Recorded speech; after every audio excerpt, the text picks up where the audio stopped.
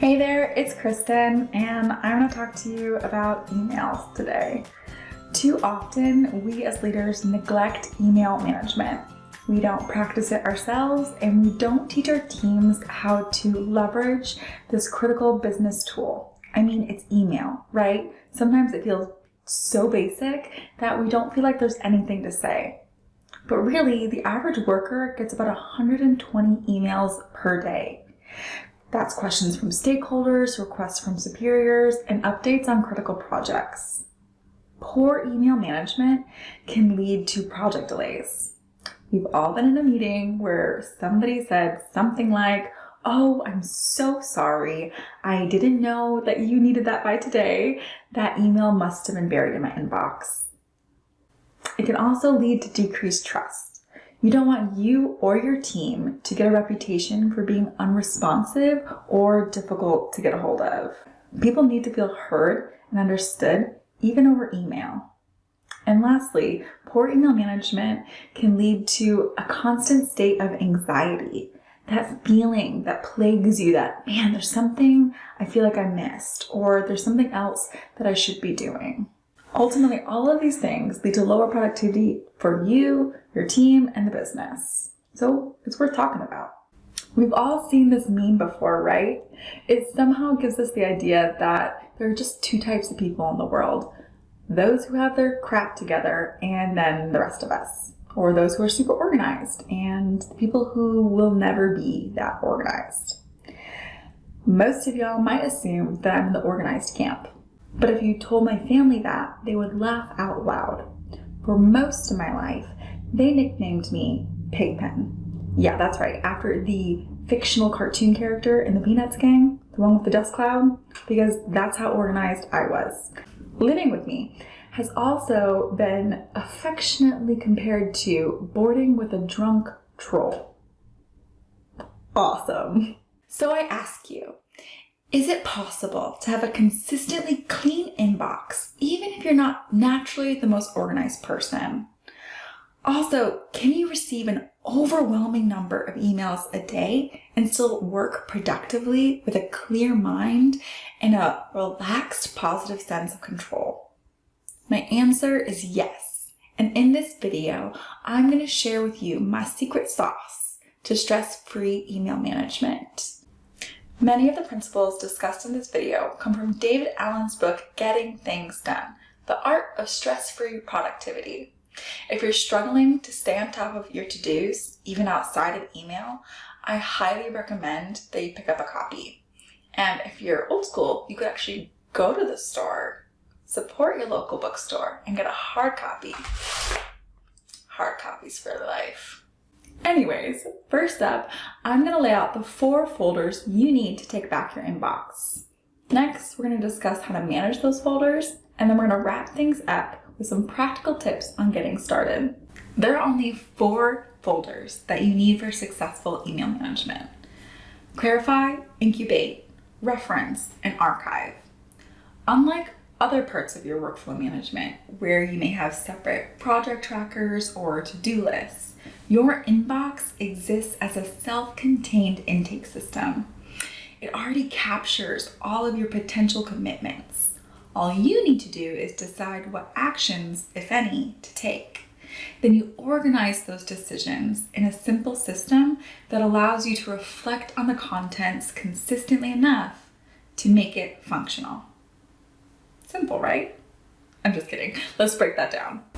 Many people make the mistake of trying to answer all of their emails in one fell swoop. They sit down and they answer one email after another and just try to knock them all out. The fault in that system is that you rarely get through the full list, for one thing. You get distracted.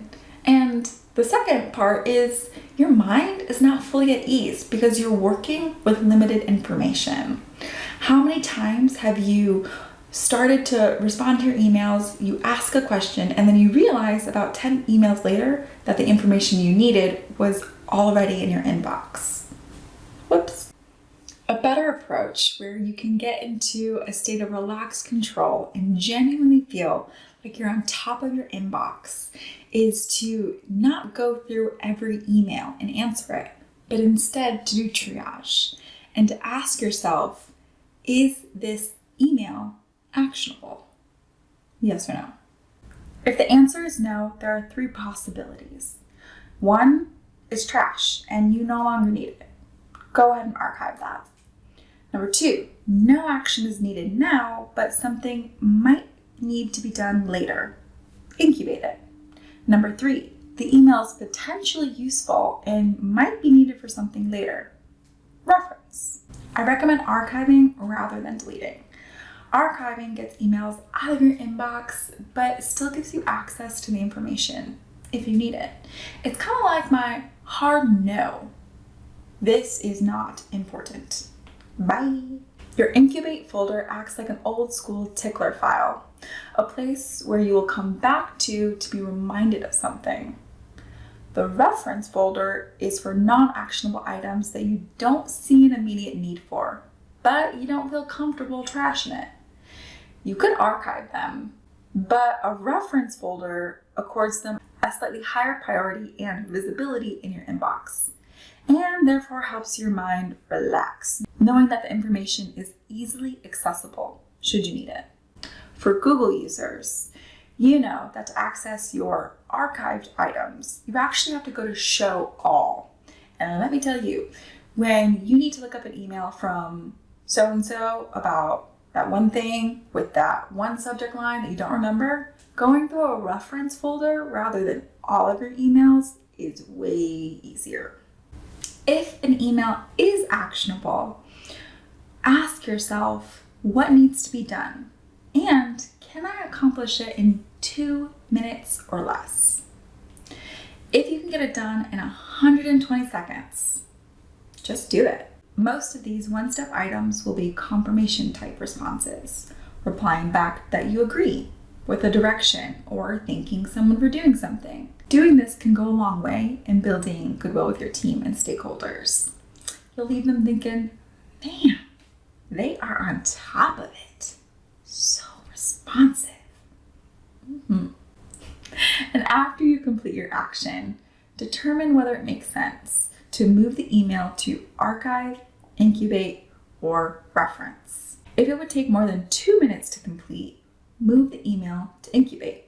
Remember, this is the place where you will go to be reminded of things.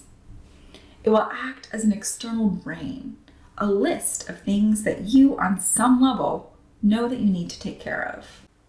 Now, what if you don't know what action needs to be taken? Or if an action needs to be taken at all?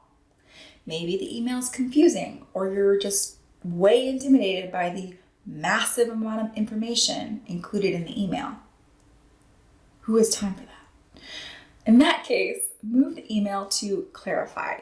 Your next step is to figure out what to do, and you'll do that at a time that's more convenient for you. And that's it. Those are the 4 folders that you need to successfully manage your inbox. But before you get started, we need to talk. There are 2 things, 2 habits that you have to adopt for this system to be successful. Are you ready? Listening? Cool. Number 1, nothing, and I do mean nothing, can stay in your inbox. Once an email is opened, it needs to be moved into one of your 4 folders, even if it's just clarify. Cool? All right, number 2, you have to review your clarify and incubate folders weekly at a minimum. Here's why. The short-term memory part of your brain functions a lot like RAM on a computer. Your conscious mind, like the computer screen, is a focusing tool, not a storage space.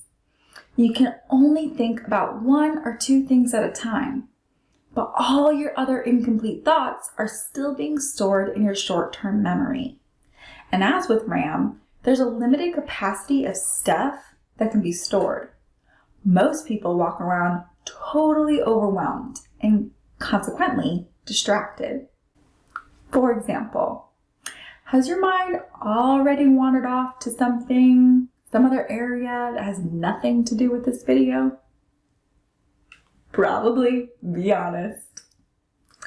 You see, David Allen explains that our minds don't have the best sense of time, past, present, or future. That means that once you tell yourself that you might need to do something and only store that information in your head, there's a part of your brain that thinks you should be doing that all the time until it's done. Unless you have a system that your mind can trust and review it regularly, you'll get random reminders from your brain at moments where you can't do anything about it, like pop-up ads in a browser. So it's imperative that you look back and review your Clarify and Incubate folders. All right, so we've talked about the 4 folders that you need for successful email management: Clarify, Incubate, Reference, and Archive. And we've talked about the 2 critical habits that you need to adopt to be successful. But what about other folders or filters? Could there be a reason to have more than 4 folders? Is it a good idea to automate some of this to make things easier for you with filters? Short answer, yes, but be careful. Your goal should be to have as many folders as you need and as few as you can get away with. As an example, both a folder and filter that I use is for our company's marketing emails. At my request, I get a copy of all of the marketing emails that go to our customers. I like to keep tabs on our product positioning and messaging and our offers. Even though those emails are interesting to me, I don't have an action item out of them, and there are a lot of them. So to keep my inbox and my reference folders kind of cleaner, I have a filter set up to go to a very specific folder so that I can peruse that folder whenever I feel like it. You know the nuances of your work. Customize the system to whatever works best for you. To get started, you need to decide how you're going to address your backlog. Depending on your bandwidth and personality, you may just want to sit down and knock them all out at once. Have at it. But remember, you're not responding to every email. You're not actioning on every email. Instead, you're doing triage. You're asking yourself, is this email actionable? Or if that feels overwhelming or just honestly not feasible, you might want to block out some time and schedule time to chunk out the work, or set a goal for yourself and maybe do a set amount of emails per day or per week so that you can address your backlog more flexibly. A common question that I get is, do I start at the beginning or the end of my inbox? It's really up to you. Here are my thoughts. If you want to get things down quickly, hey, I really want to see myself make some progress, I want some low-hanging fruit, catch some easy wins, start at the back of your inbox, because most of those emails are going to be archived or referenced. On the other hand, if you're concerned about dropping balls or you need to repair kind of your email reputation, start with your most recent emails, because if you dropped a ball months ago, it's most likely too late. And the people that you're working with now are the ones that need to feel heard. Once you get started, you'll be surprised at how easy it is to maintain this system and how nice it feels to actually know what's in your inbox, what's important, what's not, and what you need to do next. I hope this was helpful for you, and I hope that you feel like you've got a better handle on email management. Until next time.